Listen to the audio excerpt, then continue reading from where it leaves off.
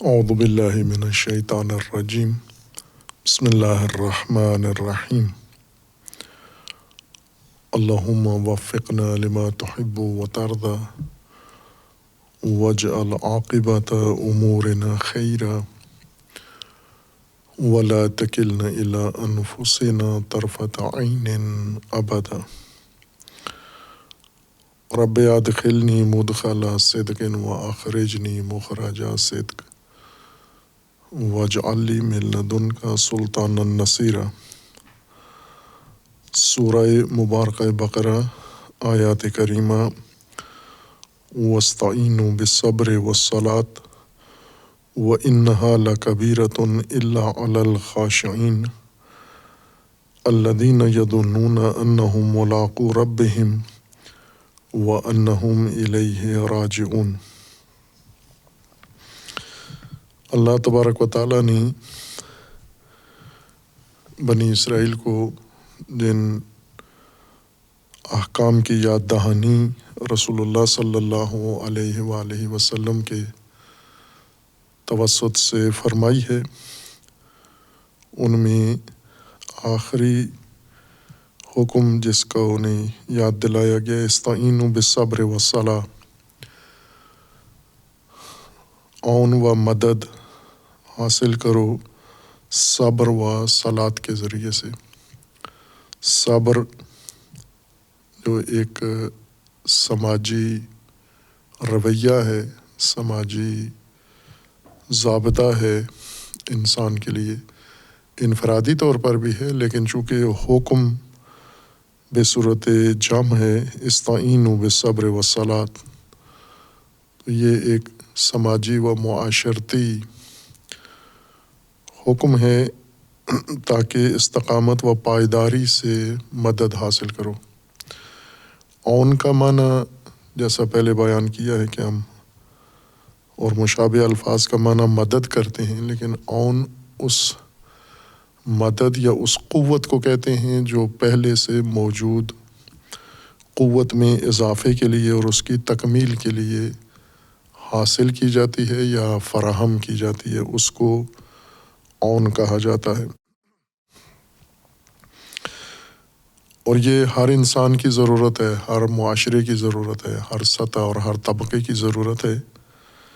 کچھ قوت و طاقت ابتدائی طور پر انہیں حاصل ہوتی ہے، اللہ تبارک و تعالیٰ نے جو وسائل اسباب ہر ایک کے لیے فراہم کیے ہیں، لیکن وہ قوت ابتدائی یا اپنی قوت موجودہ کافی نہیں ہوتی۔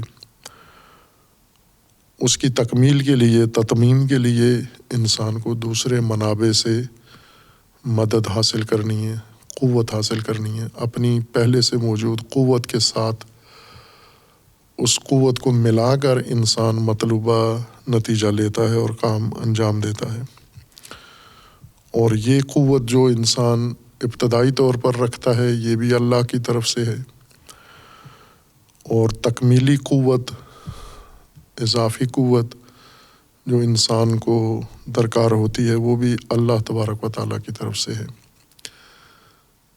ابتدائی قوت بھی اللہ نے اسباب کے ذریعے سے انسان کو فراہم کی ہے اور کرنی ہے، اور تکمیلی قوت بھی اللہ تبارک و تعالیٰ نے اسباب کے ذریعے انسان کو فراہم کرنی ہے۔ اور اسباب میں سے قرآن نے ذکر فرمائے ہیں وہ اسباب، وہ افراد بھی ہو سکتے ہیں، اور وہ مادی وسائل بھی ہو سکتے ہیں، اور وہ روشیں، طریقے اور رہنما اصول بھی ہو سکتے ہیں جو قرآن مجید نے بیان فرمائے ہیں، جن میں سے دو کا یہاں ذکر ہے، صبر و صلاۃ کا، کہ صبر و صلاۃ دو ایسی روشیں، دو ایسے طریقے ہیں، ان سے انسان اپنی موجودہ قوت میں اضافہ کر کے اور تکمیل کر سکتا ہے اپنی موجودہ قوت کو، اور پھر اس کے ذریعے سے اپنا مقصد حاصل کر سکتا ہے۔ اور پھر فرمایا وَإِنَّهَا لَكَبِيرَةٌ إِلَّا عَلَى الْخَاشِعِينَ، لیکن یہ بھاری ہے یا بڑا کام ہے ان لوگوں کے لیے جو صبر و صلات کے ذریعے سے اپنی قوت بڑھا کر اور اپنا مطلوبہ ہدف حاصل کرنا چاہتے ہیں، ان کے لیے یہ بڑا تصور ہے یا بڑا مرحلہ جو انجام دینے کے لیے گویا تیار نہیں ہے۔ دو حوالوں سے اسے انہا لکبیرۃ، کبیرہ بڑے کو کہتے ہیں جو بڑا ہے، اور بڑا ہونے کے نتیجے میں بھاری ہے، سنگین ہے، انجام دینا اس کا دشوار لگتا ہے ان کو۔ عموماً مدد و تعاون و عون لوگ مجسم وسائل کی صورت میں مدد سمجھتے ہیں۔ جیسے مثال مشہور ہے کہ اگر کسی بھوکے انسان کو یا ضرورت مند انسان کو آپ مچھلی دیں پکڑ کے، تو وہ اسے مدد سمجھتا ہے اپنے لیے۔ پکا ہوا کھانا اسے کھلا دیں تو یہ اپنے لیے احسان سمجھتا ہے، مدد سمجھتا ہے۔ لیکن اگر اسے مچھلی پکڑنے کا طریقہ دکھا دیں، اس سے سمجھتا ہے کہ مجھے رد کر دیا گیا ہے، مجھے ٹرکھایا گیا ہے اور میری کوئی مدد نہیں کی گئی۔ عموماً لوگوں کی یہ نفسیات ہے، بالعموم ایسے ہے۔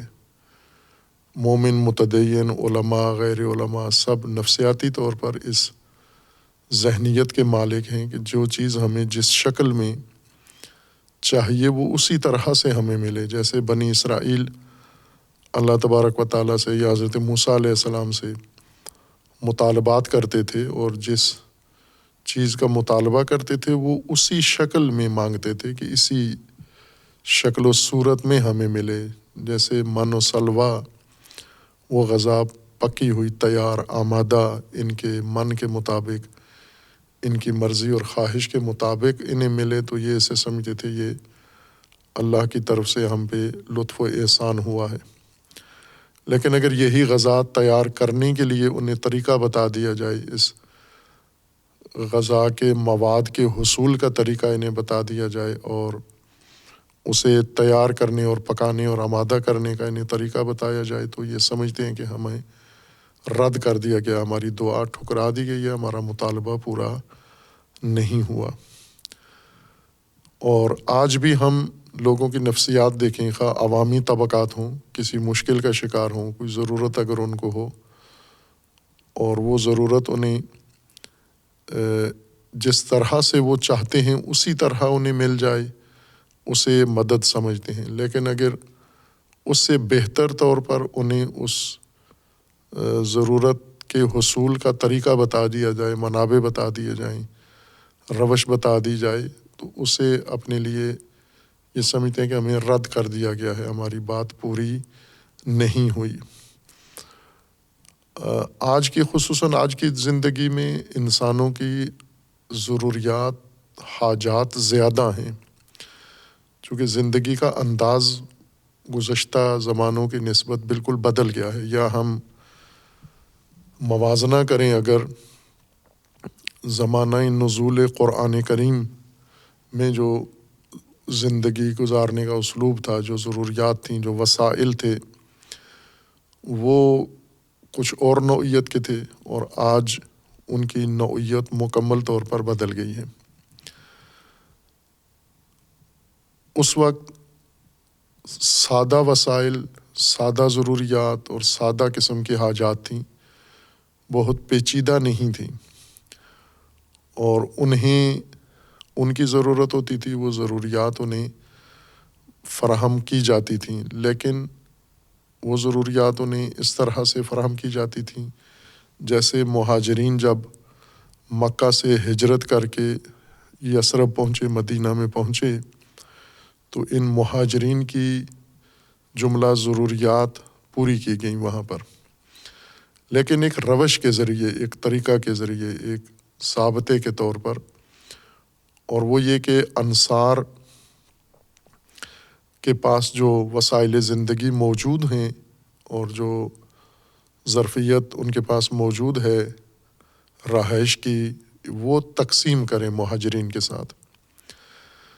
معجزاتی طور پر آسمان سے مہاجرین کے لیے کچھ بھی نازل نہیں ہوا، بلکہ ہجرت میں اور رسول اللہ صلی اللہ علیہ وآلہ وسلم کے اس دعوت کے دوران جو سختیاں مشکلات پیش آئیں ان میں کہیں بھی معجزاتی طور پر مشکل حل نہیں ہوئی، حتیٰ خود رسول اللہ صلی اللہ علیہ وآلہ وسلم کی۔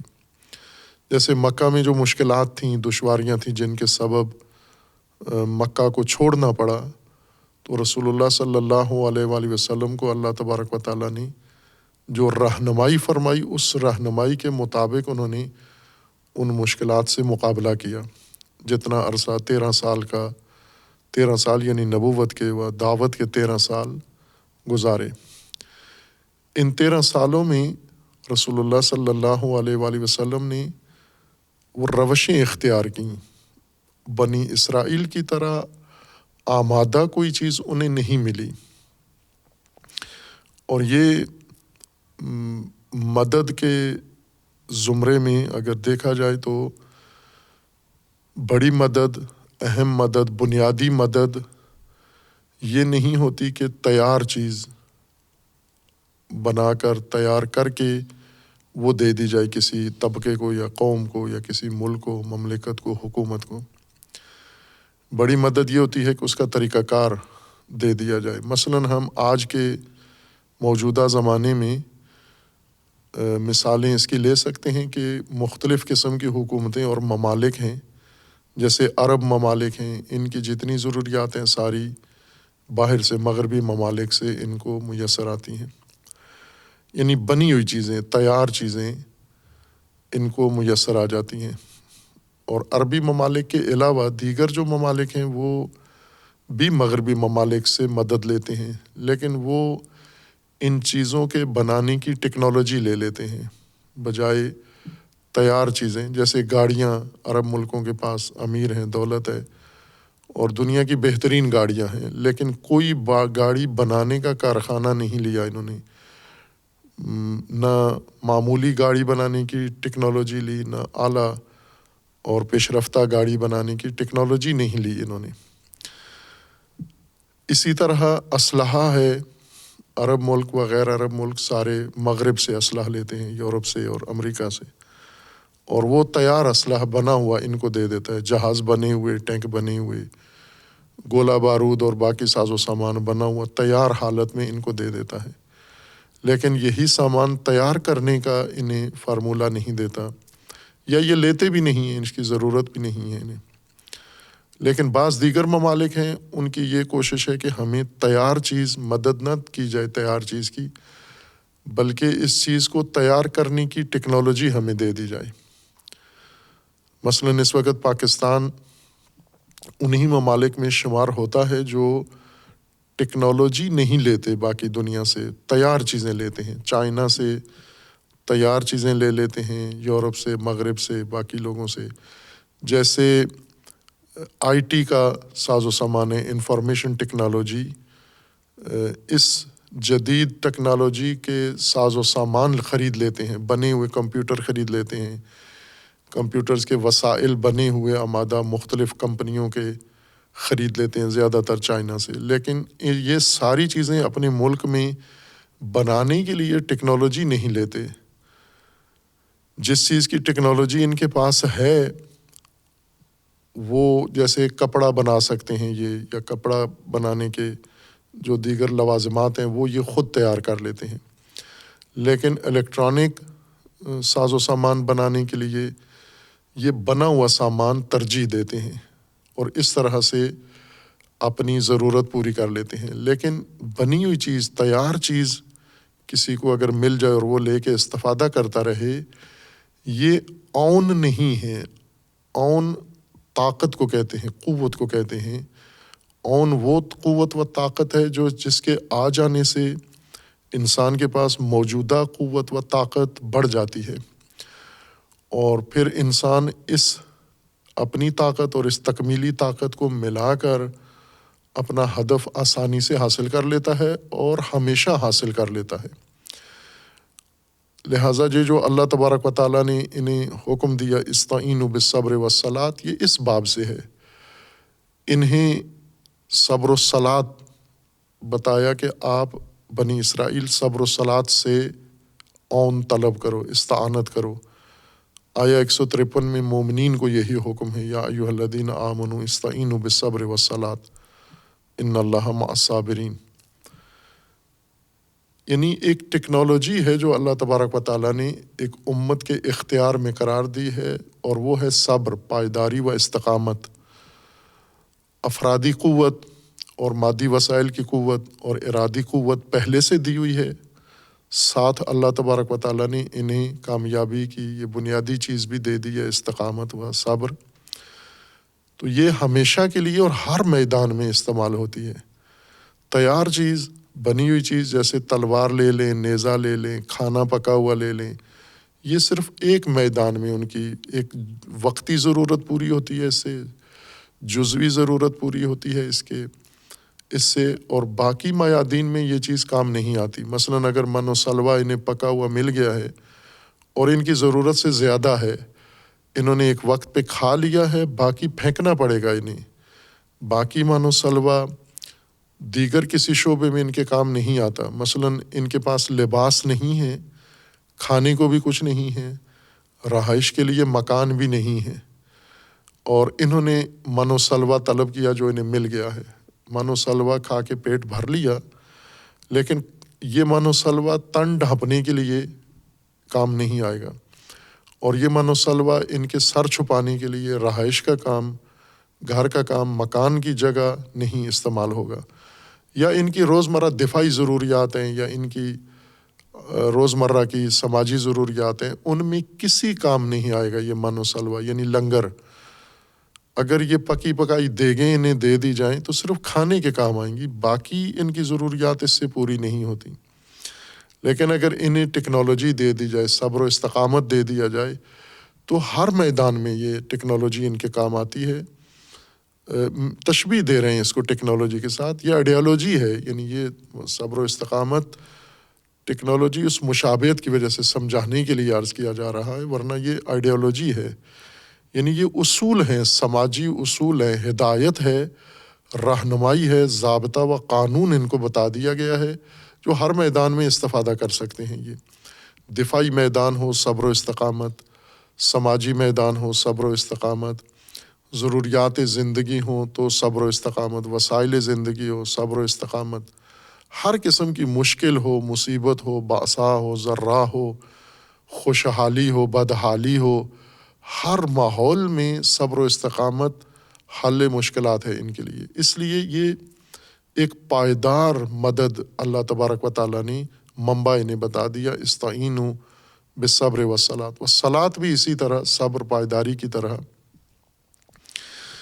کہ وہ روش جو قرآن کریم نے سماجی روش ان کو بتائی ہے کہ آپ آپس میں ہم آہنگ ہو کے، مل کے، نظم کے ساتھ، ترتیب کے ساتھ اور ایک مرکزیت کے ساتھ، صلاۃ میں یہ ساری چیزیں شامل ہیں۔ صلاۃ میں تحرک، مشترکہ تحرک، ایک ساتھ حرکت کرنا، مرکزیت کے ساتھ حرکت کرنا، راہبری کے ساتھ حرکت کرنا، اور متصل رہنا ایک دوسرے کے ساتھ، اور جہت ایک رکھنا، یہ صلاتی روش ہے۔ یعنی ہم آہنگی ہو آپس میں، ہم جہتی ہو آپس میں، سب ایک جہت میں ہوں، اور سب ایک مرکزیت کے ساتھ جڑے ہوئے زندگی کے تمام مسائل کو اس طرح سے آگے لے کے جائیں جیسے عبادت کرتے ہو۔ یعنی صلاۃ کو سمجھنا پیچیدہ نہیں ہے، اس لیے کہ اللہ تبارک و تعالیٰ نے صلاتی روش بہت خوبصورتی کے ساتھ عبادت کے اندر ان کو تطبیق کر کے بتا دی ہے کہ یہ صلاتی طریقہ ہے کہ آپ سارے اکٹھے ہو کے باطہارت اکٹھے ہو، پاکیزہ ہو کر اکٹھے ہو، یکجہت ہو جاؤ، ایک امام کے پیچھے ہو جاؤ، اور ہم زمان ایک ساتھ تمام حرکات و سکنات انجام دو۔ خوب یہ تمرین میں یہ تاکہ ان کو عادت ہو جائے، یہ مشق ہے ان کی، اور پھر مشقیں کی جاتی ہیں دوسرے میدان کے لیے، اصلی میدان کے لیے۔ یہ مشق یہاں کروا کے باقی ساری زندگی کو اسی طرح صلاۃ عبادی کی طرح منظم کرنا، یہ روش صلاتی ہے۔ خوب یہ آئیڈیالوجی ہے، یہ ٹیکنالوجی کی بڑی اہم بنیادی چیز ہے جو اللہ تبارک و تعالیٰ نے انہیں دے دی ہے کہ سارے مشکلات، باسا و ذرا و مشکلات میں اور خوشحالی و بدحالی میں ہر موسم میں آپ ان سے مدد حاصل کرو. یہ پائیدار طاقت ہے، نہ ختم ہونے والی طاقت ہے آپ کے پاس، کہ دونوں استقامت اور یکجہتی اور ہم آہنگی و ہم فکری. لیکن یہ فرمایا کہ وَإِنَّهَا لَكَبِيرَةٌ، لیکن یہ بھاری ہے ان کے لیے، بہت سنگین ہے ان کے لیے، بڑی ہے یہ اقدام بڑا اقدام ہے. بڑا یعنی جس کو انجام دینے کی ان میں جرأت نہیں ہے. کیوں نہیں ہے؟ ایک تو اس پر ایمان نہیں ہے ان کا، ان کے اذہان چھوٹے ہیں، اور ان اذہان میں وہی من و سلوہ والی ذہنیت ہے بنی اسرائیل. چونکہ بنی اسرائیل کو یہ ہدایت کی جا رہی ہے استعینوا بالصبر والصلاۃ، وہ صبر و صلاۃ کے ذریعے سے زندگی نہیں گزارنا چاہتے.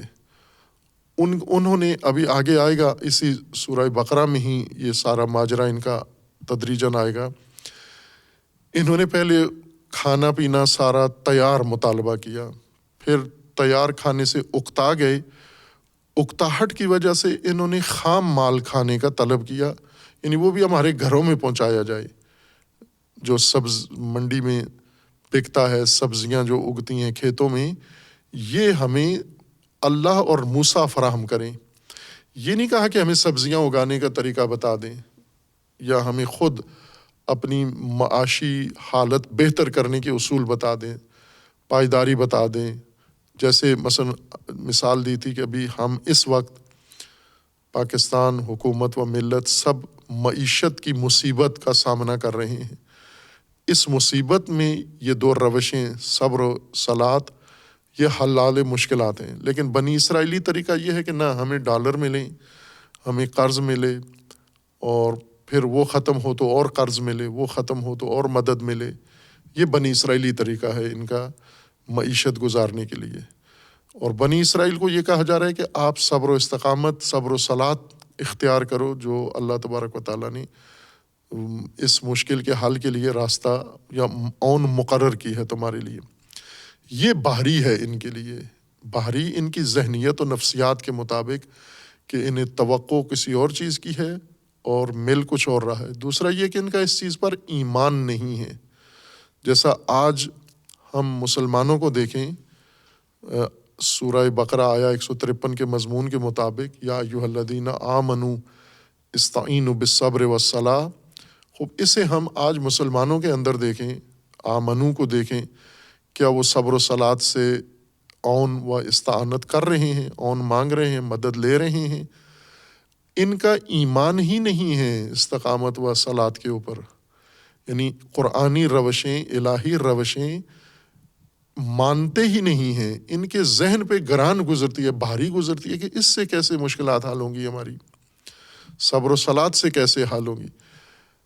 خوب ایک تو ہم آئیں قرآن کی تفاسیر میں رجوع کریں. صبر و صلاۃ کی جیسے تفسیر کی گئی ہے، یہ خود لوگوں کے اعتماد ختم کرنے کے لیے کافی ہے. یہی تفسیر، وہ تفسیر یہ ہے کہ آپ نماز و روزہ کثرت سے پڑھو، آپ کی ساری مشکلات حل ہو جائیں گی. یعنی جہاں بھی آپ کمزور پڑ جاؤ، ضعیف ہو جاؤ، نماز روزہ شروع کر دو. خوب یہ عام آدمی سمجھتا نہیں ہے کہ یہ کیسے ہوگا. روزے رکھنے سے ہماری طاقت کیسے، دفاعی طاقت کیسے بڑھ جائے گی، ترقی کیسے ہوگی، ملک کیسے چلے گا، ہماری جو ضروریات ہیں، زرعی ضروریات ہیں، وہ کیسے پوری ہوں گی، غلہ و خوراک کیسے پورا ہوگا. مثلاً ہم اسی آیت کو ان تفاسیر کے ذریعے سے موجودہ جو پاکستان کی مشکل ہے، ان تفاسیر کے تناظر میں اس کا حل یہ ہے کہ استعینوا بالصبر والصلاۃ، جہاں آپ کو کمزور پڑ جاؤ مدد طلب کرو نماز و روزہ سے. تو موجودہ حکومت خود بھی روزے رکھنا شروع کر دے اور قوم کو بھی کہے نماز اور روزہ شروع کر دو، اور پھر نماز اور روزے کے بعد بھی مشکلات اسی طرح رہیں، تو اعتماد لوگوں کا ختم ہو جاتا ہے. اول تو کوئی منطقی رابطہ ہونا چاہیے، کوئی عقلی ربط ہونا چاہیے مشکل اور اس مشکل کے حل کے وسیلے میں، مدد میں اور اون میں کوئی ارتباط ظاہری قابل فہم ہونا چاہیے جو عام آدمی کو سمجھ میں آئے. نہ یہ ہم یہ کہیں کہ ابھی آپ کو سمجھ میں نہیں آتا، اللہ کے نزدیک یہ رابطہ قائم ہے، بے شک آپ کو سمجھ میں نہیں آتا. انسان جس چیز کو سمجھتا نہیں ہے اس پر اعتماد بھی نہیں کرتا، اس پر ایمان بھی نہیں رکھتا، اس کو بروئے کار بھی نہیں لاتا، جو چیز اس کو سمجھ میں نہیں آتی۔ اگر رابطہ جو آپ بتا رہے ہیں اس کا اس مشکل سے یا اس مشکل کے حل سے ساتھ یہ تعلق بھی واضح کر دیا جائے، پھر انسان ایمان لے آتا ہے کہ اس طریقے سے مسئلہ حل ہوتا ہے۔ مثلاً ہم عام خرافاتی پہلو سے دیکھیں اس مسئلے کو، اگر پاکستان میں، ہندوستان پاکستان دونوں میں اور باقی ممالک میں بھی اتنا ہی ہے، یوں نہیں کہ صرف ہندوستان پاکستان اس موضوع میں متہم ہوں، باقی اسلامی دنیا بھی ایسی ہی ہے، اور غیر اسلامی دنیا مسلمانوں سے بھی زیادہ گرفتار خرافات ہیں، خصوصاً ہندو اور ان جیسے دیگر مکاتیب، یہ سخت خرافاتی لوگ ہیں۔ خرافہ کہتے ہی اس چیز کو ہیں جس کی کوئی واقعیت نہ ہو، یعنی ان دو چیزوں میں آپس میں تعلق اور ان چیزوں کی تاثیر کے قائل ہو جانا جن کی کوئی تاثیر نہ ہو، کوئی آپس میں تعلق نہ ہو، یہ خرافہ ہے۔ اس خرافہ کے مطابق جو بھی مشکل پیش آتی ہے، مثلا طبی مشکل پیش آتی ہے، میڈیکل مشکل پیش آتی ہے، تو یہ فوراً چلے جاتے ہیں ایسے روحانی لوگوں کے پاس جو دم پڑتے ہیں، پھونکے مارتے ہیں، تعویذ لکھتے ہیں اور اس طرح کے ذائچے بنا کے ان کا علاج کرتے ہیں۔ یہ کیوں کرتے ہیں؟ اس لیے کہ یہاں پر ان پیروں نے یا لوگوں نے یا جس طبقے نے بھی یہ تاثر قائم کیا ہے، انہوں نے ان کے ذہنوں میں تعویذ اور صحت و تندرستی میں ایک رابطہ قائم کیا ہوا ہے ذہنی طور پر، کہ لوگوں نے مشہور کیا ہوا کہ فلاں آدمی مر چکا تھا، پیر نے زندہ کر دیا، فلاں آدمی لا علاج تھا، اسپتالوں میں جواب دے دیا گیا، پیر صاحب کے پاس آیا، پیر صاحب نے پھونک ماری، وہ صحت مند ہو گیا، فلاں کو شوگر اتنی تھی، پیر صاحب کے پاس گیا، اب شوگر بالکل ختم ہو گئی ہے۔ اور یہ مناظر آج کل میڈیا کی وجہ سے ٹی وی پر نظر آ رہے ہیں کہ کچھ ایسے شعبدہ باز ہیں جو میڈیا پہ یہ کام کر رہے ہوتے ہیں، یہ ڈرامے کسی مریض کو دکھا کے پھر اس کو پھونک مارتے ہیں یا اس کو چھوتے ہیں، ہاتھ لگاتے ہیں، اور وہ ناگہان وہیں کھڑے کھڑے ٹھیک ہو جاتا ہے وہ مریض وہاں۔ اس سے لوگوں کے ذہنوں میں ایک ارتباط پیدا ہو جاتا ہے کہ یہ پھونک اس صحت یا تندرستی یا حل مشکل کے ساتھ ایک گہرا رابطہ رکھتی ہے، لہٰذا لوگ اس پر ایمان لے آتے ہیں۔ لیکن علمی روشیں یا دیگر روشیں وہ چونکہ اس وضاحت کے ساتھ اس طرح مجسم کر کے ان کے سامنے نہیں آتی، جس طرح سے یہ شعبدہ باز خرافات کے ذریعے لوگوں کو اس دام میں پھنسا لیتے ہیں۔ ایک تو قرآنی تفاسیر سے لوگ مطمئن نہیں ہوتے، یعنی ان ربط سمجھ میں نہیں آتا۔ جیسے مثلاً ہم معانی، قرآن کے معانی کے بجائے مصادیق سامنے رکھیں، جیسے صبر کا مصداق روزہ قرار دیں اور صلاۃ کا نماز، اور پھر ان دو سے ساری ان دو سے اسی روش کے ساتھ طلب کریں۔ ظاہر لوگ تجربہ کرتے ہیں تو بھی، تجربہ نہ کریں تو بھی انہیں ذہنی طور پر نہ کوئی مجسم ایسی کوئی چیز سمجھ آئی ہے، نہ ویڈیو ایسی آئی ہے جیسے یہ شعبدہ باز دکھاتے ہیں، نہ سنا ہے انہوں نے کسی نے کہ اس طرح کسی کی مشکل حل ہوئی ہو، نہ اپنا ذہن میں وضاحت ہی نہیں ہے کہ یہ کیسے ہوگا۔ ایک اس وجہ سے ان کو یہ بھاری لگتا ہے، انہا لکبیرۃ، نہ سمجھنے کی وجہ سے، نافہمی کی وجہ سے، اور ان کی توقع یہ ہے کہ ہمیں تیار چیزیں دی جائیں، ہمیں اصول، ہمیں ضابطے اور ہمیں قوانین نہ بتائے جائیں، بلکہ ہمیں تیار چیزیں دی جائیں۔ اور یہ مذہبی طبقے کے ساتھ مختص نہیں ہے، غیر مذہبی طبقہ، جیسے میں نے مثال دی کہ مثلا آج پاکستان اگر بحران ہے معیشت کا تو یہ ڈالر مانگتے ہیں دوسرے ملکوں سے، طریقہ نہیں بتاتے، یعنی دوسرے ممالک ان کو تجربہ بتاتے ہیں۔ فرض کریں ایک تجربہ کار وزیر اعظم کسی ملک کا، مسلمان ملک کا پاکستان آیا ہے، جب پاکستان ابھی اس نے قرض نہیں لیا تھا مالیاتی اداروں سے، IMF سے، انہوں نے انہیں بتایا کہ آپ جتنی بھی مشکل میں، بحران میں پڑے جو اس ادارے سے قرض نہیں لینا، یہ تباہ کر دیں گے آپ کو۔ یہ انہیں سمجھ میں نہیں آئی یہ بات، چونکہ اس نے ڈالر نہیں دیے بلکہ ایک بہت قیمتی ضابطہ ان کو بتا دیا، اور یہ ضابطہ ان کے لیے کبیرہ تھا، یہ بہت بڑی بات تھی کہ اس کے ذریعے سے ہم مشکل حل کریں، یہ کیسے حل ہوگی مشکل۔ اور دوسری چیز یہ ہے کہ برفرض جن لوگوں کو سمجھ میں آتا ہے اور ربط بھی سمجھ میں آتا ہے، ان لوگوں کو یہ پتہ ہے کہ پائیداری، صبر اور نظم و ہم آہنگی و مرکزیت و تحرک و تگ و دو اور یکجہتی والی روشیں اختیار کر کے مشکلات حل کرنا یہ درست راستہ ہے، ایسے ہے، لیکن یہ ہے بہت کھٹن ہے، یہ آسان راستہ نہیں ہے۔ اس کے لیے وقت درکار ہے، اس کے لیے محنت درکار ہے، اس کے لیے مشقت درکار ہے، اس کے لیے ہمیں کافی مل کر تگ و دو اور طاقت صرف کرنا اس کے اوپر لگتی ہے، اور ہم آسانی چاہتے ہیں، سہولت پسند ہیں، یعنی سہولت کے ذریعے سے ہمارے مسائل حل ہوں، مدد ہماری اس طرح سے ہو کہ بس ہمیں بیچ میں کوئی مشکل یا زحمت سے نہ گزرنا پڑے۔ خوب ظاہر ہے یہ اللہ کے قوانین کے خلاف ہے، سنت الہیہ کے خلاف ہے کہ انسان ایسی آسان شعبدہ والی روشیں انسان کے پاس آ جائیں۔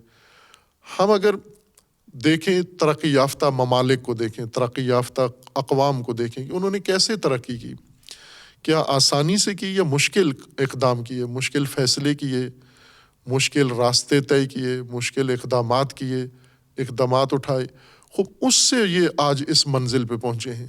تو ظاہر ہے یہ اگر مشکل ہے، دشوار ہے، تو یہ دشواری آپ کو جھیلنا پڑے گی، یہ دشواری آپ کو سہنا پڑے گی۔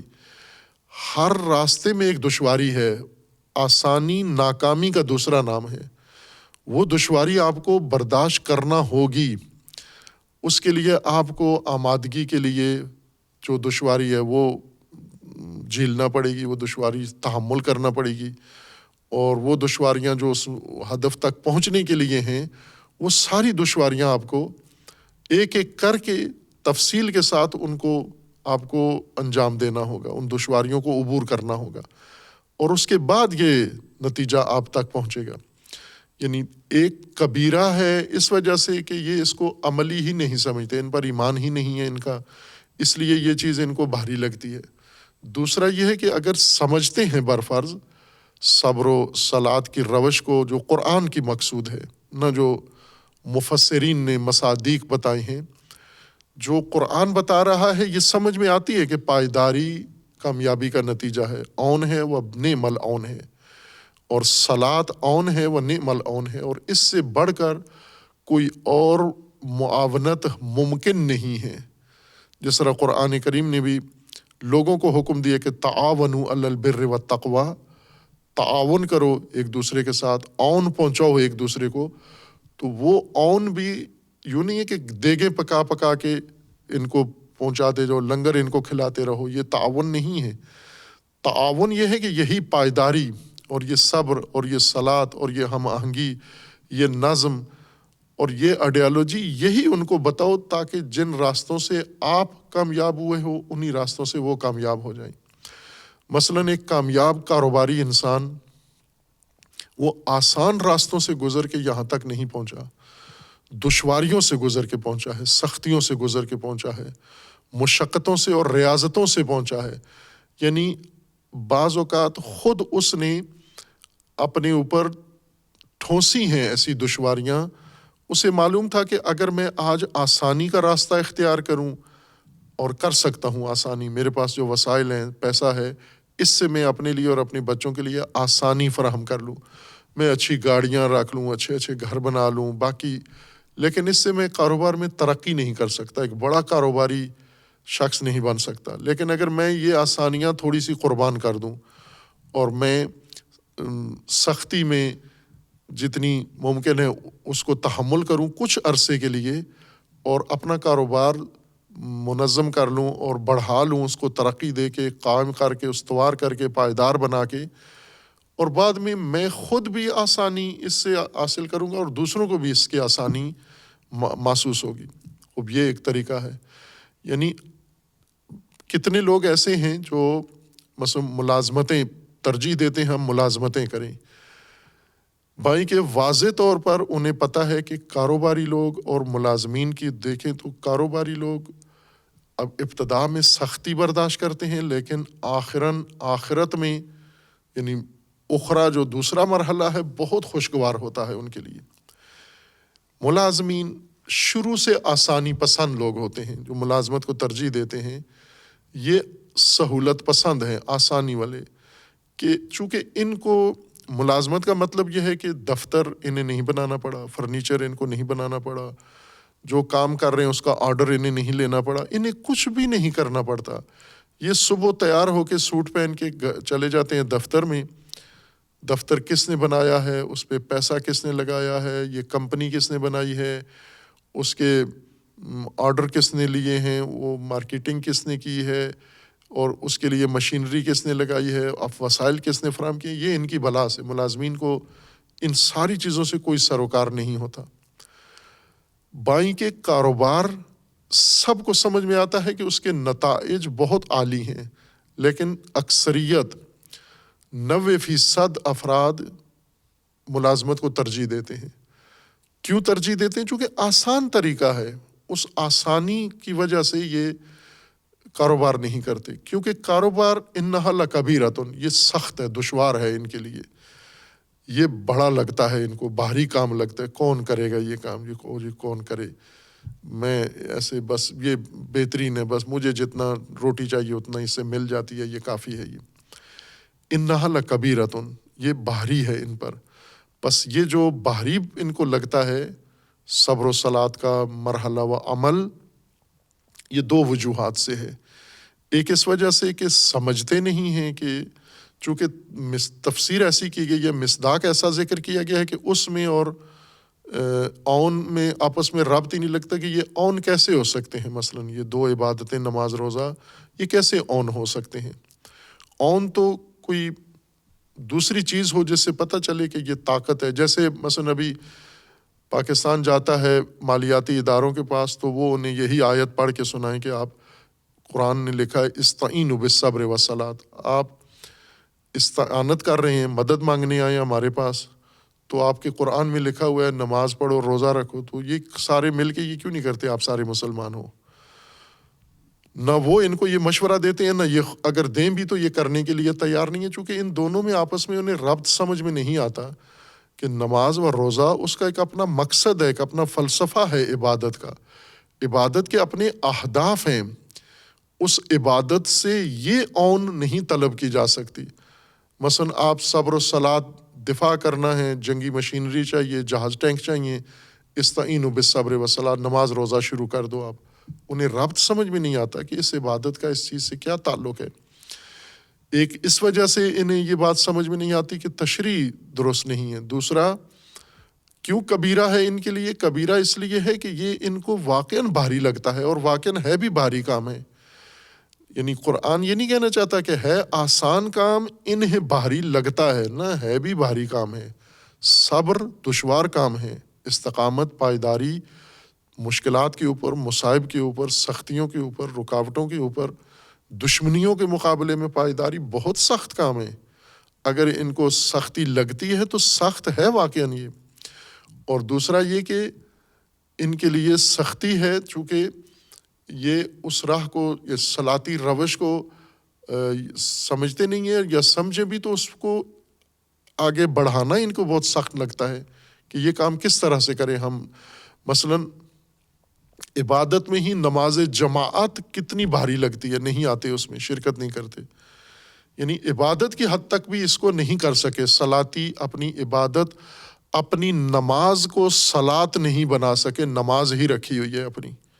نماز کیا ہے؟ نماز یہ ہے کہ گھر میں پڑھ لو یا مسجد میں پڑھ لو، دونوں جگہ ہو جاتی ہے، چونکہ تعظیم ہے، پوجا کرنی ہے، وہ کہیں بھی کر لو آپ۔ اور دوسرا یہ کہ اگر آ کے اکٹھے ہو کے بھی پڑھ لو تو بھی صرف اسی عمل میں، یعنی یہ اٹھنے بیٹھنے، رکوع سجود میں ہم نے اکٹھے ہونا ہے، رکوع سجود کے بعد کسی اور جگہ یہ مرحلہ تکرار نہیں کرنا، سجدہ اکٹھا کرنا ہے، قیام رکوع اکٹھا کرنا ہے، اور کوئی کام اکٹھا نہیں کرنا۔ یہ نماز ہے، یہ صلاۃ نہیں ہے۔ صلات اگر عبادت بھی ہماری نماز صلاتی شکل میں نماز ہو تو یہ صلاتیت انسان کی زندگی کی روش بن جاتی ہے کہ قرآن کریم جہاں پر ہمیں صلات کا اقامت الصلاۃ کا حکم دیتا ہے تو ہم پوری زندگی اپنی صلاتی روش میں آگے بڑھائیں۔ اور پھر قرآن کریم نے ایک استثناء کیا ہے اور وہ بہت اہم ہے، الا علی الخاشعین، سوائے خاشعین کے کہ ان پر بھاری نہیں ہے یہ چیز۔ خاشعین کے لیے ہرگز دشوار نہیں ہے، خاشعین کے لیے ہرگز یہ بڑا کام نہیں لگتا، انہیں یہ ممکن نظر آتا ہے، کوئی بڑا کام نہیں لگتا انہیں۔ خوب خاشعین کون ہیں؟ خاشعین قرآن کی اصطلاح متاثر ہے علم اخلاق اور تصوف کی اصطلاحات سے، یعنی قرآن کریم نے خاشعین کی جو اصطلاح استعمال کی ہے اس کی تفسیر و تشریح علماء اخلاق و علماء تصوف نے کی ہے، اور وہاں سے وہ قرآن کی طرف آ گئی وہ تفسیر، اور خاشعین خشوع کی تفسیر اخلاقی اور عرفانی یا صوفی انداز سے کی گئی ہے۔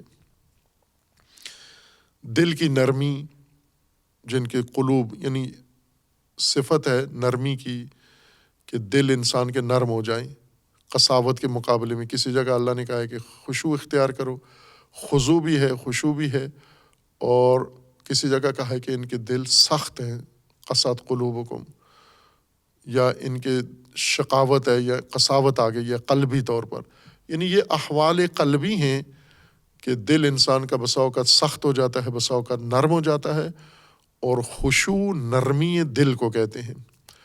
خوب یہ ہے خشوع نرمی دل کو کہتے ہیں، لیکن علم اخلاق میں اور علم تصوف میں یہ دل کی نرمی کے معنی میں لیا جاتا ہے۔ قرآن مجید نے یہ اصطلاح استعمال کی ہے اسی معنی میں جس میں عرب قرآن کے نزول سے پہلے لفظ خشوع استعمال کرتے تھے، لیکن ہرگز اس معنی میں نہیں کرتے تھے جو قرآن کریم نے بیان فرمایا ہے۔ یعنی مومنین کا ایک طریقہ خشوع کا ہے کہ مومن کی ایک حالت خشوع ہے، یہ نہیں تھا عربوں میں رائج، لیکن لفظ خشوع اپنے معنی اور مصادیق میں کثرت سے استعمال ہوتا تھا۔ کس کو وہ خاشع کہتے تھے؟ وہ عموماً زمین کو کہتے تھے، جس طرح قرآن کریم نے بھی لفظ یہ زمین کے لیے لفظ استعمال کیا کہ ارض خاشعہ، زمین خاشع ہے، یہ ارض خاشعہ ہے۔ اسی طرح بعض انسانی رویوں کے بارے میں یہ کہتے تھے کہ یہ خشوع ہے، یہ انسان خشوع کر رہا ہے، یا بعض حیوانات کی حرکات و سکنات کے بارے میں یہ کہتے تھے یہ خشوع ہے یہ لفظ۔ قرآن مجید میں بھی انہی معانی میں استعمال ہوا ہے جو عربوں کے ہاں عام بول چال میں خشوع کا لفظ استعمال ہوتا تھا، قرآن نے اس کو انسان کے بارے میں اور مومنین کے بارے میں ذکر کیا ہے۔ خشوع کے مقابلے میں قرآن کریم نے جو لفظ استعمال کیا ہے خاشع کے مقابلے میں، وہ ہے خاشعہ کے مقابلے میں ہے نائمہ۔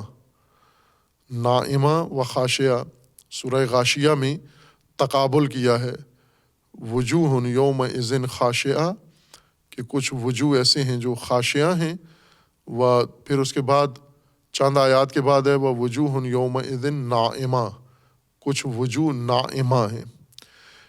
اسی تقابل نے خشوع کا معنی اصلی قرآنی معنی واضح کر دیا ہے جو سورہ مبارکہ غاشیہ میں اللہ تبارک و تعالیٰ نے ذکر کیا ہے۔ سورہ غاشیہ ہے، بسم اللہ الرحمن الرحیم، حل آتاک حدیث الغاشیہ۔ غاشیہ چھانے والے کو کہتے ہیں، قیامت کے اوصاف میں سے غاشیہ ہے، یعنی وہ منظر جو چھا جائے گا تمام چیزوں کے اوپر۔ اور دوسری آیت میں ہے وجوہ یومئذ خاشعہ، جب یہ غاشیہ آئے گا، قیامت آئے گی تو چہرے، وجوہ کچھ چہرے، یومئذ خاشعہ کچھ چہرے خاشعہ ہوں گے وہاں پر۔ اور پھر ان کی صفات ہیں کہ یہ جو خاشعہ ہوں گے ان کی مزید صفات ہیں عاملۃ ناصبہ تصلی نارا حامیہ تسقى من عین آنیہ لیس لہم طعام الا من ضری لا یسمن ولا یغنی من جوع۔ یہ ان کی صفات ہیں کہ جب غاشیہ آئے گا اور کچھ چہرے خاشیہ ہوں گے، یہ جو خاشیہ ہوں گے یہ چہرے یہ تھکے ماندے ہوں گے، عاملۃ ناصبہ، عاملہ ہوں گے، محنتی ہوں گے لیکن تھکے ہوئے، بالکل تھکے ہارے ہوئے، تصلیٰ نارا حامیہ، بھڑکتی ہوئی آگ میں دھکیل دیے جائیں گے، تسقى من عین آنیہ، ابلتے ہوئے چشمے انہیں پلائے جائیں گے، ان سے پلایا جائے گا، لیس لہم طعام الا من ضری، جھاڑیاں، کانٹے والی جھاڑیوں کا کھانا انہیں دیا جائے گا، اور وہ کھانا ایسا ہوگا لا یسمن ولا یغنی من جوع، نہ بھوک مٹے گی نہ پیاس مٹے گی، جھاڑیاں، کانٹے والی جھاڑیوں کا کھانا ہوگا اور وہ ان کے لیے پیاس نہیں مٹے۔ یہ وجوہ خاشعہ کی حالت ہوگی، جو خشوع رکھتے ہوں گے، جو چہرے، جن چہروں پہ خشوع ہوگا وہ تھکے ہوئے، ہارے ہوئے، جہنم کی آگ میں دھکیلے ہوئے، ابلتے پانی پینے والے، جھاڑیوں کا، کانٹوں والا کھانا کھا رہے ہوں گے، نہ اس کھانے سے بھوک مٹے گی نہ پیاس مٹے گی۔ یہ خشوع والوں کا کی حالت ہوگی۔ اور اس کے مقابلے میں ہے وجوہ یومئذ ناعمہ، کچھ وجوہ، کچھ چہرے ناعمہ ہوں گے، نعمت جس سے نون عین میم، ناعمہ، لسعیہا راضیہ فی جنت عالیہ لا تسمع فیہا لاغیہ فیہا عین جاریہ فیہا سرر مرفوعہ واکواب موضوعہ۔ خوب یہ جو ناعمہ چہرے ہوں گے یہ اپنی کوشش سے، یہ لسعیہا راضیہ، اپنی کوشش سے، اس کے صلہ سے جو نتیجہ دیکھیں گے اس پہ راضی ہوں گے یہ، اور وہ جو عاملہ ہیں سخت محنتی وہ سارے مرجھائے ہوئے ہوں گے، تھکے ہوئے ہوں گے، ناصبہ ہوں گے۔ اور یہ جو ناعمہ ہیں یہ جنت میں ہوں گے، جنت عالیہ میں ہوں گے، اور اس میں کوئی لغو بیہودہ ان کی زندگی میں کام نہیں ہوگا، جاری نہریں اور چشمے گوارا ہوں گے، اور سرور مرفوعہ پر یہ بیٹھے ہوں گے، وہ اقواب موضوعہ۔ اور پھر آگے پوری ان کی تفصیل ہے کہ یہ ناعمہ کے لیے، پس خاشعہ، جو وجوہ خاشعہ ہیں یہ جہنمی ایک طرح کی مخلوق ہوگی، ناکام لوگ۔ یہاں پہ خشوع ظاہر اس علماء اخلاق و عرفان کے معنی میں نہیں کہ نرم دل لوگ، خوف خدا جن کے اندر ہے اور خوف خدا سے دل جن کے نرم ہے، یہ نہیں ہے مراد، لغوی معنی مراد ہے۔ جو عرب اصل لفظ خشوع جہاں استعمال کرتے تھے یہ وہاں وہی معنی مراد ہے یہاں پر۔ خاشعہ اسی تھکے ہوئے کو کہتے ہیں، مرجھائے ہوئے کو، خشوع مرجھانے کو کہتے ہیں، جو چیز مرجھا جائے۔ ناعمہ تر و تازہ،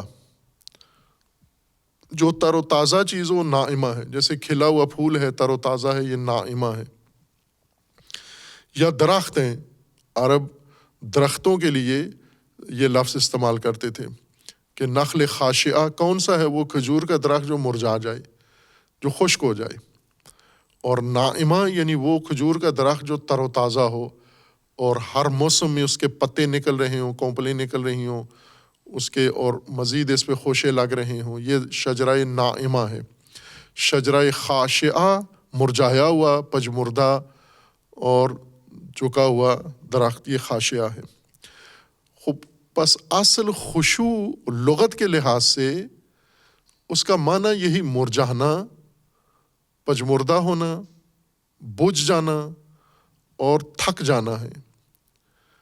تھکنا، خستہ کوئی چیز ہو، تھکی ہوئی ہو، مرجھا چکی ہو، پجمردہ ہو گئی ہو، جھکی ہوئی ہو، دبی ہوئی ہو، اس کو عربی زبان میں اس کو خشوع کہتے ہیں یہ۔ اور اسی طرح قرآن کریم میں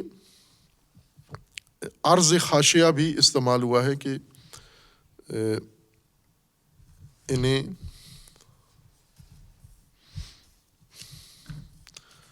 زمین خاشعہ ہے۔ سورہ فصلت میں 41 نمبر سورہ ہے، اس میں اللہ تبارک و تعالیٰ نے خشوع زمین کے لیے ذکر فرمایا ہے کہ زمین خاشعہ ہے۔ سورہ فصلت یا حامیم سجدہ بھی اس کو کہتے ہیں، دو نام ہیں اس کے۔ سورہ فصلت میں آیا 39 میں ہے، وَمِنْ آیَاتِهِ أَنَّكَ تَرَى الْأَرْضَ خَاشِعَةً فَإِذَا أَنزَلْنَا عَلَيْهَا الْمَاءَ اهْتَزَّتْ وَرَبَّتْ إِنَّ الَّذِينَ أَحْيَاءَ لَمُحْيِي الْمَوْتَى إِنَّهُ عَلَى كُلِّ شَيْءٍ قَدِيرٌ۔ خوب یہاں بھی خشوع کا معنی جو اصل لغوی معنی ہے وہ قرآن مجید نے استعمال کیا، اور وہی مراد ہے یہاں۔ اللہ کی نشانیوں میں سے ایک خاشعہ زمین ہے، مردہ زمین۔ اِنَّکَ تَرَى الْأَرْضَ خاشعہ، یعنی ایک نشانی جو روزمرہ آپ کے سامنے ہوتی ہے، بنجر زمین، مردہ زمین، بنجر زمین، یعنی جس کے پر کچھ بھی نہیں اگ رہا۔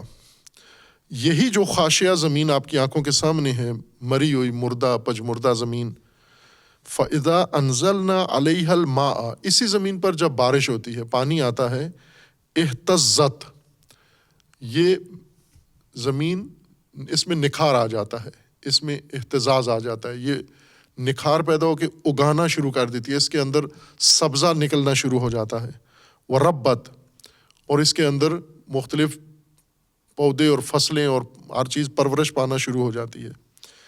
اِنَّ الَّذِي أَحْيَاءَ لَمُحْيِي الْمَوْتَى، وہی جو زمین کو زندہ کر رہا ہے، پانی، مردہ خاشعہ زمین، مردہ زمین، پجمردہ زمین، مرجائی ہوئی زمین، بنجر زمین کو جو زندہ کر رہا ہے، وہی اموات کو زندہ کرنے والا ہے۔ یعنی یہ مثال دی جا رہی ہے، جو لوگ انکار کرتے ہیں کہ اللہ کیسے مردوں کو زندہ کرے گا، تو مثال دی ہے کہ تمہارے سامنے مردہ زمین کو اللہ زندہ کرتا ہے۔ مردہ زمین کے لیے لفظ خاشعہ استعمال کیا ہے، اور یہی اس کا اصلی معنی ہے۔ خاشعہ یعنی مردہ، بنجر اور بجھی ہوئی پجمردہ زمین، جس پہ کچھ بھی نہ اگتا ہو، اس کو عرب مردہ زمین، اور یہ عام ان کے ہاں رائج تھا کہ یہ زمین خاشعہ ہے، یعنی اس پہ کچھ اگنے والا نہیں ہے۔ یا مثلاً بعض جگہوں کو ارض خاشعہ کہتے تھے جہاں انہوں نے عرب مہاجرت کرتے تھے، پڑاؤ ڈالنا ہوتا تھا، جہاں ڈیرا ڈالنا تھا، کاروان روک کے سامان اتارنا ہے، رات گزارنی ہے، تو زمین کو پہلے جا کے جائزہ لیتے تھے کہ یہ زمین کیسی ہے، آیا پڑاؤ ڈالنے کے قابل ہے یا نہیں۔ تو جو بندہ دیکھنے جاتا تھا معائنہ کرنے کے لیے، وہ واپس آ کے کہتا تھا کہ ارض خاشعہ ہے یہ، یعنی یہ زمین ریتلی زمین ہے، جس کے اندر نرم زمین یا غبار ہے، گرد و غبار، جو ہوا اڑا کے کسی جگہ جمع کر دیتی ہے اور پاؤں دھنس جاتا ہے اس کے اندر۔ یہ وہ جگہ ہے جو رہائش کے یا پڑاؤ ڈالنے کے قابل نہیں ہے، یہ اس کو بھی یہ ارض خاشعہ کہتے تھے۔ اور اس طرح سے استعمالات لغت میں متعدد ہیں۔ یہ قرآن کریم نے یہ الفاظ استعمال کیے ہیں۔ ارض خاشعہ ہے اور وجوہ خاشعہ۔ وجوہ خاشعہ کا خود قرآن نے معنی کر دیا ہے کہ یہ بجھے ہوئے، مرجائے ہوئے چہرے جو قیامت میں ہوں گے۔ خوب اس معنی میں دیکھیں تو یہ منفی معنی لگتا ہے، مردہ زمین، بجھی ہوئی زمین، مرجائی ہوئی بنجر زمین خاشعہ ہے، تو یہ انہا لکبیرۃ الا علی الخاشعین، یا قرآن نے بعض جگہ خاشعین کو سراہا ہے، یا بعض مقامات اور بعض معنویات کو مختص قرار دیا کہ یہ تو ہے ہی اہل خشوع کے لیے ہیں، تو کیا پجمردہ، بجھے ہوئے، دبے ہوئے بنجر دلوں کو قرآن مراد ہے؟ نہ، یہ جو بجھے ہوئے اور نائمہ ہیں، نائمہ تر و تازہ، اور اس کے مقابلے میں ہے خاشعہ یعنی مرجھایا ہوا۔ مثلا ایک پودا ہے، تر و تازہ ہے، اور دوسرا پودا مرجھا گیا ہے، تو یہ نائمہ، اس پودے میں خصوصیت یہ ہے کہ یہ پودا جب تک زندہ ہے، تر و تازہ ہے، تو اس کے اندر ایک خود نمائی ہے۔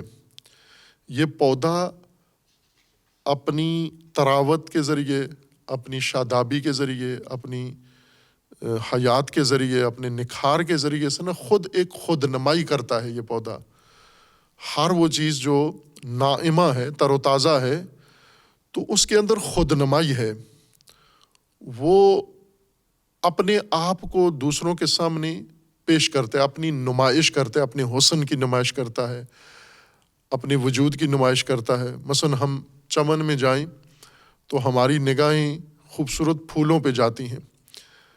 یہ خوبصورت پھول یوں نہیں کہ ہم نے یہ خوبصورت پھول تلاش کیے، ہماری نگاہوں کا کمال ہے کہ انہوں نے پھولوں کی خوبصورتی ڈھونڈ لی ہے، نہ، یہ پھول کا اپنا خود نمائی ہے۔ اس کے اندر یہ تکوینی طور پر پھول کے اندر یہ رکھا ہوا ہے کہ وہ دوسروں کی نگاہوں کو جذب کرے۔ تازگی، تراوت اس کی نمائش کے لیے، وجود کی نمائش کے لیے ہے۔ جو چیز بھی تر و تازہ ہو، مثلا ہم منڈی میں جائیں، تر و تازہ چیزیں ہماری نگاہیں اپنی طرف کھینچ لیتی ہے۔ فروٹ ہے، پھل ہے، تر و تازہ ہے، سبزی تر و تازہ ہے۔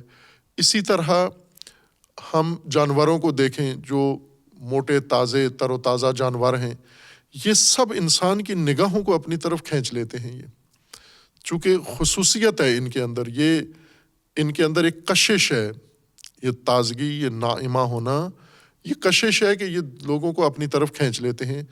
اور یہ کھینچتے کیوں ہیں؟ چونکہ خود نمائی کرتے ہیں، یہ ان کے اندر خود نمائی ہے۔ لیکن جو مرجھایا ہوا ہو، جو بجھا ہوا ہو، وہ خود نمائی نہیں کرتا۔ یہ لازمہ ہے مرجھانے کا، پجمردگی کا۔ خشوع مرجھانے کو کہتے ہیں، خشوع پجمردگی کو کہتے ہیں، خشوع بجھ جانے کو کہتے ہیں۔ خوب، اس بجھ جانے کا ایک لازمہ یہ ہے کہ اس میں خود نمائی ختم ہو جاتی ہے، خود کی نمائش نہیں کرتا، اپنے آپ کو کوئی شمار نہیں کرتا۔ بجھا ہوا جو چیز ہے، عموماً مثلا ٹہنیاں، شاخیں جو بجھ جاتی ہیں، جھک بھی جاتی ہیں، یہ ان کے اندر ایک جھکاؤ بھی آ جاتا ہے۔ لہٰذا عرب سورج کو جب گرہن لگتا ہے تو شمس خاشعہ کہتے ہیں، یعنی بجھا ہوا سورج۔ بجھا ہوا سورج خشوع ہے اس کے اندر، خشوع سے مراد یعنی بجھ گیا ہے۔ خود نمائی جو تمازت کی شکل میں روشنی کے ساتھ سورج سب سے زیادہ نمائش اپنی کرتا ہے، خود نمائی کرتا ہے، لیکن جب اس کو گرہن لگتا ہے تو یہی بجھ جاتا ہے۔ جب بجھ جاتا ہے تو اب وہ جو اس کا شاہکار تھا، وہ جو چمک تھی، شعائیں تھیں، اب وہ چھپ گئی ہیں، لہٰذا یہ خاشعہ ہے، یعنی اب خود نمائی نہیں ہے اس کے اندر۔ خود نمائی یہ تر و تازہ ہونے کا لازمہ ہے، ایک معنی نہیں ہے تر و تازگی کا، لازمہ ہے کہ جو چیز بھی تر و تازہ ہوگی وہ خود نمائی کرے گی۔ جو چیز بھی خوبصورت ہوگی، نکھری ہوئی ہوگی، کھلی ہوئی ہوگی، وہ خود نمائی کرے گی۔ اسی طرح ہم دیکھیں شخصیات کو، افراد کو دیکھیں کردار کے لحاظ سے، کچھ افراد ایسے ہیں جو ہمیشہ اپنے آپ کو خود نمائی کرتے ہیں، بہت ہمیشہ اپنا وجود، اپنا جسم، اپنے جسم کی نمائش کرتے ہیں۔ عورتیں زیادہ کرتی ہیں، مرد بھی کرتے ہیں، خصوصاً آج کل کے زمانے میں، کہ انسان زیادہ اپنے جسم کی نمائش کرتے ہیں۔ کپڑے ایسے پہنتے ہیں کہ اپنی نمائش کریں، خود نمائی کریں۔ خود نمائی یعنی خود کو معرض نمائش میں قرار دیں، خود کو دوسروں کے سامنے پیش کریں، دوسروں کی نگاہیں اپنی طرف جذب کریں اور جلب کریں۔ کبھی اپنے اندام دکھائیں گے، کبھی اپنے قیمتی کپڑے دکھائیں گے، زیورات دکھائیں گے، ہر چیز اپنی، وسائل زندگی، ماحول زندگی کا، گھر اپنا، یہ سب نمائشی پہلو کے ساتھ انہوں نے بنائی ہوئی ہے۔ یعنی جو ناعمہ ہیں زندگیاں، ناعمہ زندگیاں نمائشی زندگیاں ہیں کہ جن کے اندر انسان خود کو دوسرے انسانوں کے لیے نمائش کرتا ہے۔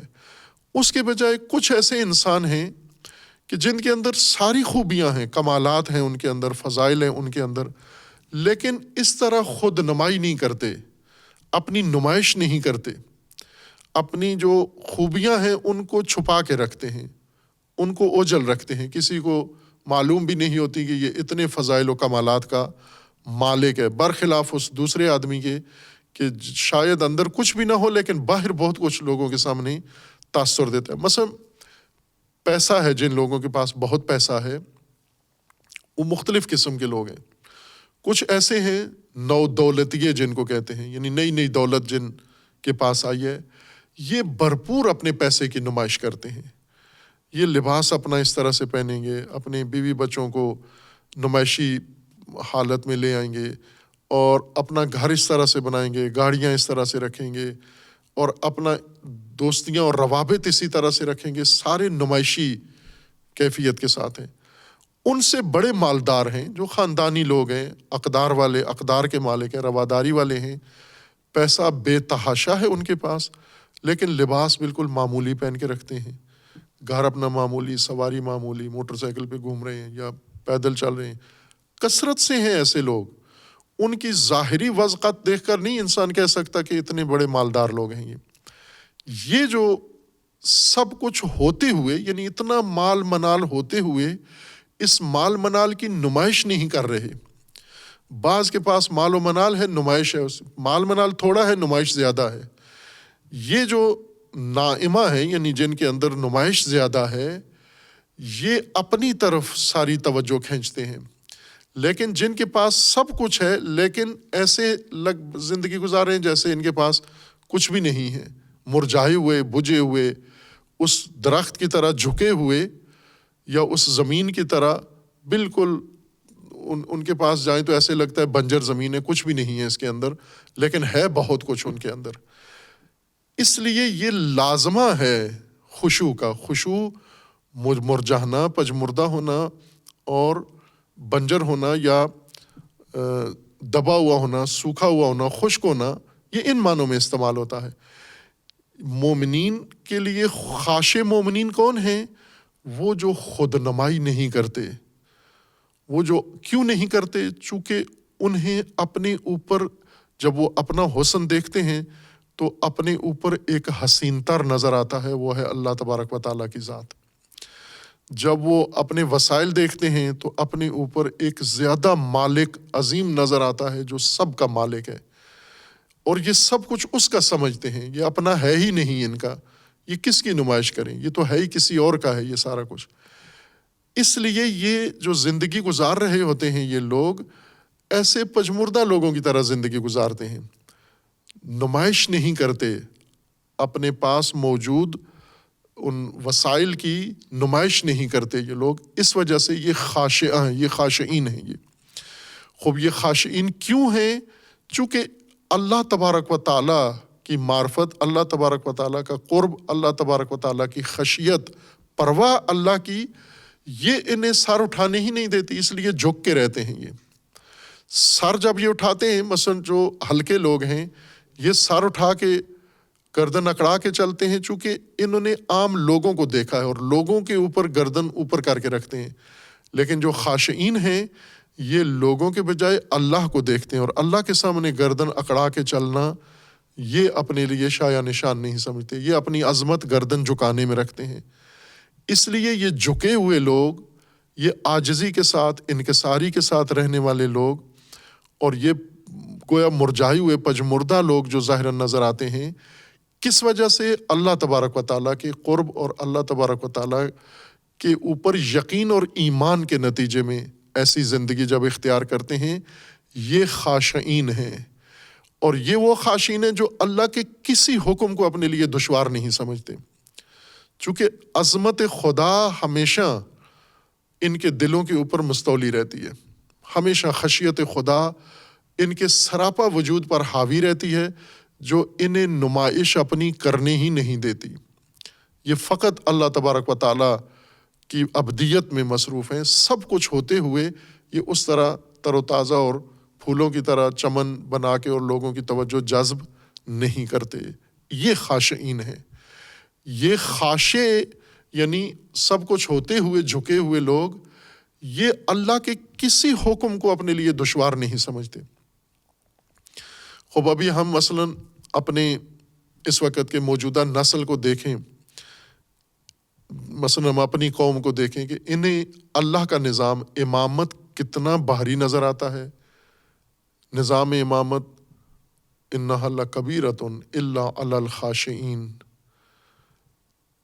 جو خاشعین ہیں انہیں بھاری نظر نہیں آتا، وہ تو کہتے ہیں کہ یہ آسان ہے، یہ تو ہونا چاہیے، لازمی ہے یہ۔ لیکن جو خاشعین نہیں ہیں، جو خاشعین نہیں ہیں یعنی جھکے ہوئے نہیں ہیں، اور ان کے پاس خود وہ سمجھتے ہیں کہ ہمارے پاس تدبیر بھی ہے، ہمارے پاس نظام بھی ہے، ہم اس کی نمائش کریں. ہمارے پاس خود اپنا راستہ ہے. اللہ کے راستے کی ہمیں کیا ضرورت ہے؟ اللہ کا راستہ انہیں بھاری لگتا ہے، اپنا راستہ انہیں آسان لگتا ہے. خوب یہ ایک عملی چیز ہے. انہا لکبیرۃ الا علی الخاشعین. صبر و صلات سے استعانت دشوار ہے، یعنی قرآن و کتاب الہی سے استعانت ان کے لیے دشوار ہے، دین خدا سے استعانت دشوار ہے، نبوت و امامت سے استعانت دشوار ہے. لیکن ان کے اپنے طور طریقوں سے، آبائی طور طریقوں کے ذریعے سے یہ انہیں آسان لگتا ہے. کیوں کہ خاشع نہیں ہیں، خود نمائی کرنے والے ہیں. خود نمائی کی وجہ سے یہ اللہ کے سامنے خاشع، عاجز، انکسار نہیں ہے. چونکہ ابدیت اسی عجز و انکساری سے ہی پیدا ہوتی ہے. کیوں یہ مومن خاشع ہیں ہمیشہ، یعنی مرجائے ہوئے، جھکے ہوئے رہتے ہیں ہمیشہ؟ اس وجہ سے کہ انہیں پتہ ہے کہ ہم عبد ہیں، ہم مالک نہیں ہیں. یہ جو اکڑتے ہیں، نائمہ بن کر زندگی گزارتے ہیں، یہ احساس کرتے ہیں کہ ہم مالک ہیں، ہماری دولت ہے، ہمارے پاس اتنا کچھ ہے، ہمارا علم ہے، ہماری شخصیت ہے، ہمارا اختیار ہے، ہمارا اقتدار ہے. لیکن جو مقام عبدیت پہ فائز ہے، اسے پتہ ہے کہ میں عبد ہوں اور یہ سب کچھ مالک کا ہے. اور عبد ہمیشہ جھکا ہوا رہتا ہے. عبد ہمیشہ مالک کے سامنے سرفکندہ رہتا ہے، ہمیشہ منکسر رہتا ہے، ہمیشہ عاجز رہتا ہے، اظہار نہیں کرتا اپنے وجود کا اور خود نمائی نہیں کرتا. اگر کوئی چیز اس کو اظہار کرنا پڑے تو وہ اپنے رب کی عنایت اور اپنے رب کی نعمت کا اظہار کرتا ہے، نہ اپنے وجود کا اظہار کرتا ہے. اور بعد میں جو ان کی تفسیر کی ہے خاشعین کی، خود قرآن نے، یوں نہیں کہ قرآن نے ہمارے لیے چھوڑ دیا ہے کہ آپ خاشعین کی تفسیر کریں، خود کر دی ہے. خاشعین کون ہیں؟ الذین یظنون انہم ملاقو ربہم. یہ وہ ہیں جن کا گمان ہے کہ ہم اپنے رب سے ملاقات کریں گے. یہ چیز جھکا دیتی ہے انسان کو، یہ چیز اکڑ ختم کر دیتی ہے کہ ہم اپنے رب سے ملنے والے ہیں. وَأَنَّهُمْ إِلَيْهِ رَاجِعُونَ، اور ہم اسی کی طرف پلٹ کر جانے والے اور اسی کی طرف پلٹ رہے ہیں. یہ علت ہے خشوع کی ان کے اندر. باقی بات میں صلی اللہ علیہ محمد.